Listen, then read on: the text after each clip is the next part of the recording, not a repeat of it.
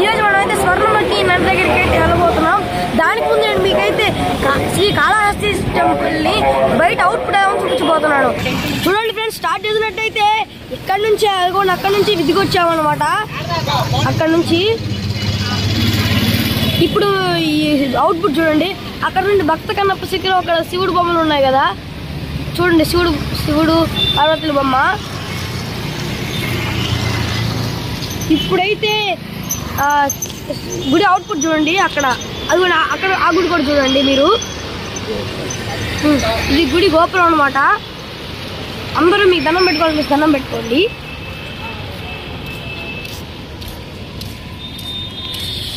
చూసారు ఎలా ఉందో. ఓకే ఫ్రెండ్స్, గుడి అవుట్పుట్ అయితే ఇప్పుడు చూపించేసాం కాబట్టి ఇప్పుడు మనం అయితే స్వర్ణముఖి నది దగ్గరికి అయితే వెళ్దాం, పదండి. చూడండి ఫ్రెండ్స్, సన్సెట్ చూడండి ఎలా ఉందో, బ్రైట్ గా చాలా బాగుంది కదా. చూడండి, స్వర్ణముఖి నది దగ్గరికి వెళ్తున్నాం. ఇవ్వండి ఫ్రెండ్స్, ఇక్కడ స్టెప్స్ ఉన్నాయి. స్టెప్స్ అయితే మనం నడిచి రావాలి.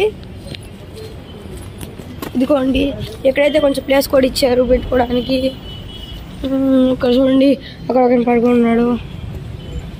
చూడండి ఫ్రెండ్స్, ఇది స్వర్ణముఖి నది అనమాట. చూడండి, స్వర్ణముఖి నది ఇదే ఫ్రెండ్స్.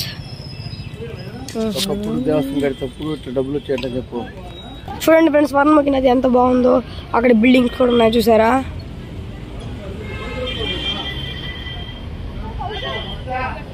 చూడండి ఎంత బాగుందో.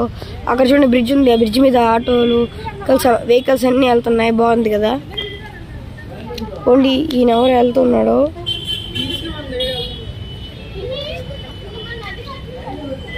చూడండి అక్కడ చూడండి చిన్న చిన్న ఆవులు ఎలా ఉన్నాయో, బాగున్నాయి కదా.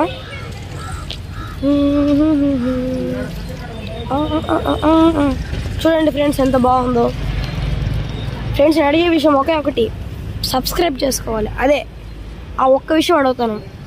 ఇంకా లైక్ చేసుకోవాలి. ఆ రెండు విషయాలు తప్ప నాకు ఇంకా అవసరం లేదు ఫ్రెండ్స్. నేను వీడియోస్ చేసేదాన్ని వాటి కోసమే. ఇంకా మీకు ఇలాంటి విషయాలని చూపించడానికి, ఎలాంటి హోలీ ప్లేస్ అని చూపించడానికి నేను వీడియోస్ చేస్తూ ఉంటాను. ఇంకా సబ్స్క్రైబర్స్ లైక్స్ కోసం చేస్తూ ఉంటాను. రెండు విషయాల కోసమే నేను వీడియోస్ చేస్తూ ఉంటాను. ఓకే ఫ్రెండ్స్, చూసారు కదా. చూడండి, అక్కడ చిన్న చిన్న ఆవులు అయితే ఉన్నాయి.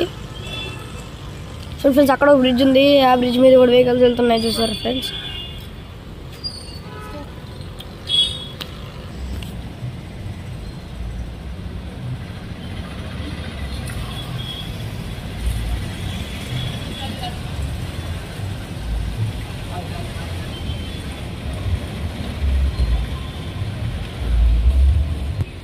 ఫ్రెండ్స్, కాళహస్తి దేవస్థానం కట్టేటప్పుడు కూలీలు ఎవరు కట్టలేదంట.